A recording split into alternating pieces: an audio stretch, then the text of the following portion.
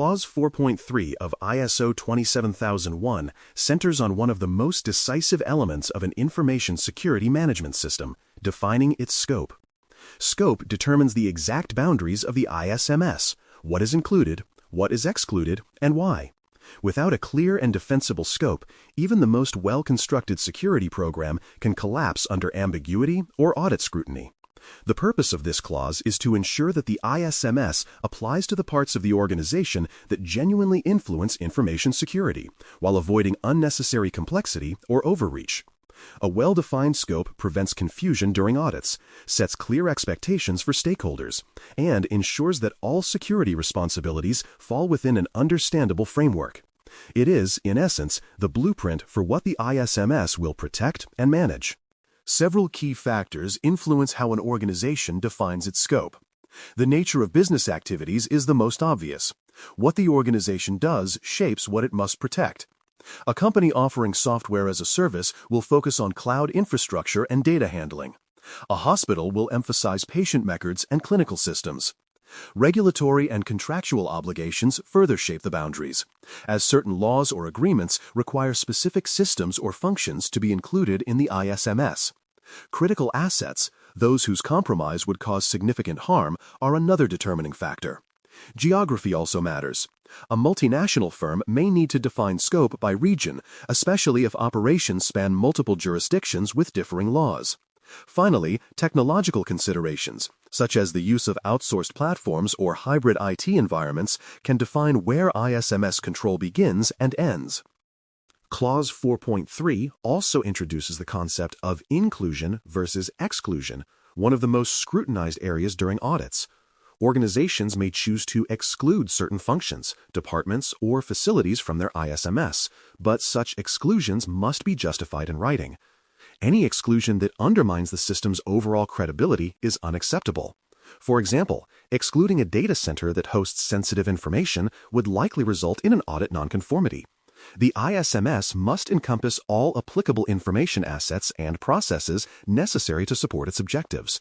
Exclusions can only be made where they are logical, low risk, and clearly explained. Auditors pay close attention to these decisions, ensuring that exclusions do not create blind spots or misrepresent the organization's actual security posture. The scope statement itself must be precise and tailored to the organization's reality. It can apply to a single facility, a specific service, or the entire enterprise.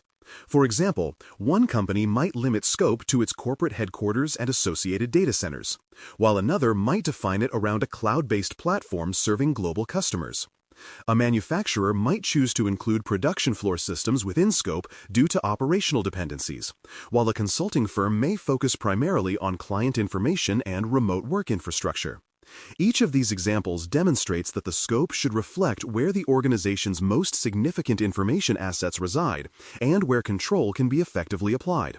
Clarity in language is critical. The statement should leave no ambiguity about what is covered. External dependencies must also be considered when determining scope. Organizations rarely operate in isolation. Suppliers, partners, and service providers play integral roles in managing and processing information. A modern ISMS must recognize these relationships and account for them explicitly. For instance, if cloud hosting or data storage is outsourced, the service provider's environment becomes part of the broader risk landscape, even if it is technically outside the organization's direct control. Contractual agreements often dictate security expectations in these shared spaces, shaping how inclusions and exclusions are justified. Customers, too, may influence scope by requiring that specific services or processes be included in certified coverage. These external dependencies make scope setting a collaborative and multidimensional exercise that extends beyond the organization's walls. Documentation is at the heart of Clause 4.3. The scope statement must be written, approved, and maintained as part of ISMS records. It should describe the sites, functions, and processes included, identify the types of information assets within coverage, and link these details back to the context and stakeholder analyses established in clauses 4.1 and 4.2. The documentation serves not only as a guide for implementation, but also as formal evidence during audits. A vague or incomplete scope statement can jeopardize certification.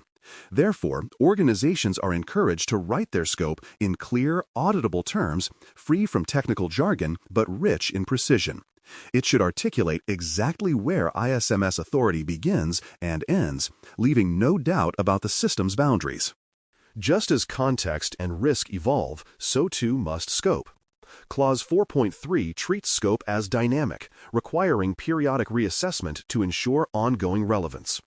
Organizational changes, such as mergers, acquisitions, or divestitures, often trigger redefinition. Similarly, shifts in technology, like cloud migrations or adoption of new digital platforms, can alter where information resides and who controls it. Even smaller adjustments, such as adding new product lines or entering new markets, can influence which assets and stakeholders fall within scope. By embedding regular scope reviews into the ISMS lifecycle, organizations can keep their certification valid and their controls aligned with operational realities. This flexibility reinforces the ISMS as a living framework capable of evolving with the business it protects.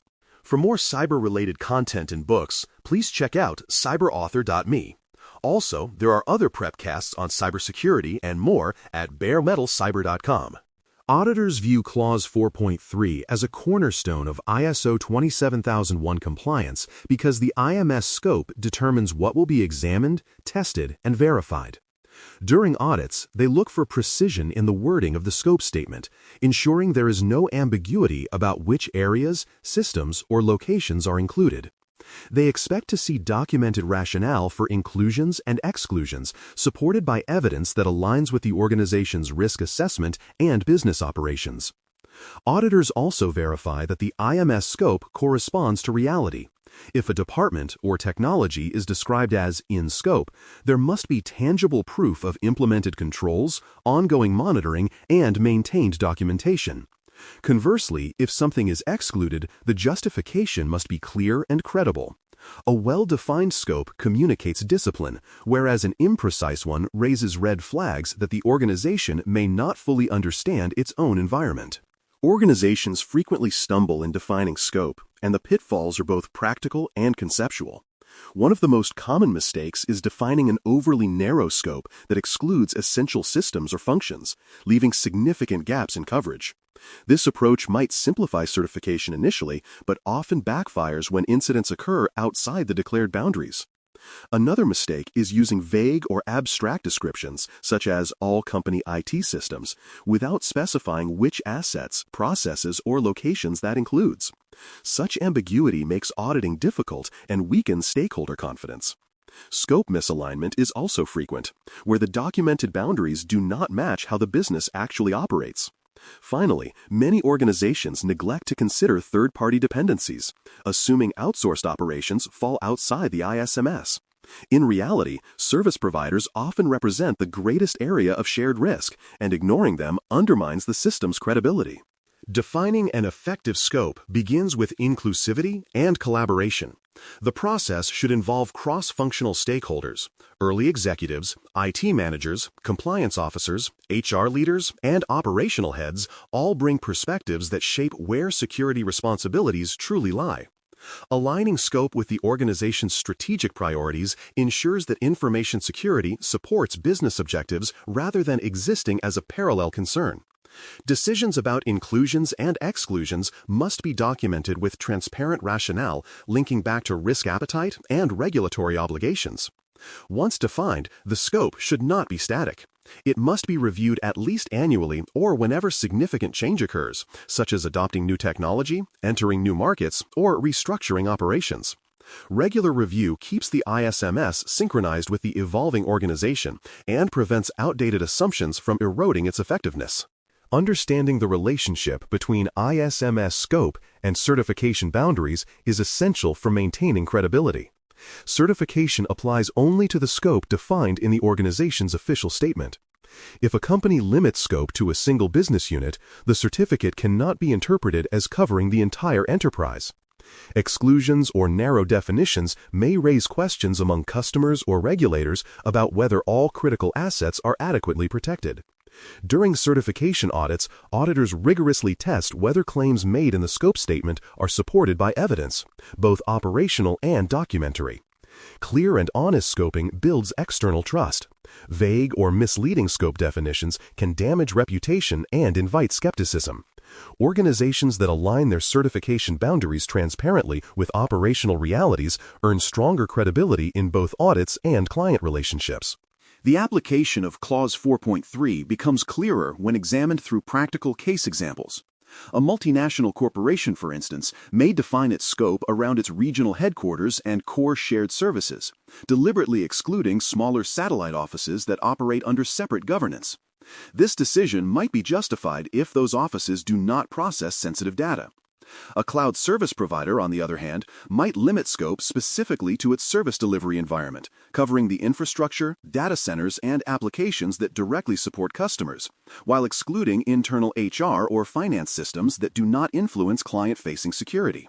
A manufacturing firm might include production floor systems and industrial control environments, acknowledging their integration with digital networks. Meanwhile, a healthcare organization could define scope around patient information systems and data handling processes, ensuring compliance with medical privacy laws. Each of these examples underscores that scope must be purposeful, defensible, and clearly aligned with the organization's mission and risk profile. When defined well, scope provides immense value to the organization and to the ISMS as a whole. It ensures that resources, financial, technical, and human, are allocated where they matter most, avoiding waste on irrelevant systems. A well-bounded ISMS reduces audit surprises by clarifying exactly what will be evaluated and minimizing disputes about ownership or accountability. It also builds confidence among regulators, partners, and clients who see in the scope statement a transparent declaration of responsibility. Most importantly, it aligns the ISMS with the organization's overarching mission. Security ceases to be an isolated technical pursuit and becomes part of strategic governance, reinforcing the organization's credibility and long-term resilience. Scope also interacts deeply with other clauses of ISO 27001, forming an integral part of the standard's logical progression. The context analysis in Clause 4.1 identifies the internal and external factors that influence scope decisions, while Clause 4.2's stakeholder analysis reveals who must be considered when drawing boundaries. Once the scope is defined, it becomes the anchor for risk assessments, as only risks within those boundaries are formally evaluated and treated. It also establishes the baseline for continual improvement under later clauses, ensuring that revisions, audits, and management reviews all refer back to the same defined area of responsibility. In this way, scope functions as both a starting point and a stabilizing center for the ISMS lifecycle. The strategic benefits of effective scope definition grow stronger over time. As the organization evolves, a well-documented and flexible scope enables seamless adaptation. New systems or processes can be incorporated without major disruption.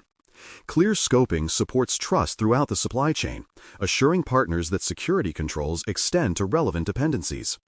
Certification value also increases when the scope is unambiguous and transparently communicated. It signals maturity and confidence to external stakeholders. Over time, this clarity strengthens governance, improves audit outcomes, and reinforces organizational resilience. A well-managed ISMS scope becomes more than a boundary. It becomes a strategic statement of accountability and capability. In conclusion, Clause 4.3 requires organizations to define, document, and justify the boundaries of their ISMS in a way that is both defensible and dynamic. Exclusions must never undermine credibility, and inclusions must reflect where real information security risks reside.